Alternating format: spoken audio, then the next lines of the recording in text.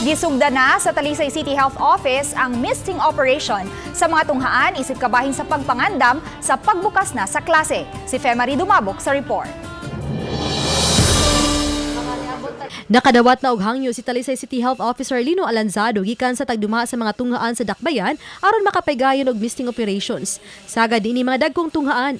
Karong adlaw gibuksan na ang programa sa Brigada Eskwela sa mga pampublikong eskwelahan nga gitambungan ni Mayor Samsam Gulyas ug sa mga opisyal sa DepEd Talisay City Schools Division.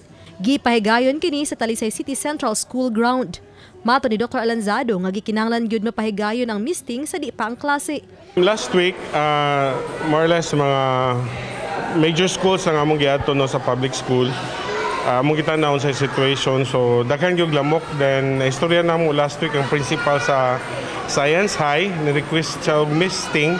So karong adlaw na dito ang Dengue Task Force. Apan giangkon ni Alanzado nga dili nila maatutungod sa kalimitado lang sa ilang mga personnel. Tungod niini mahangyo siya sa mga ginikanan nga motabang sa pagpanglimpyo atul sa Brigada Eskwela.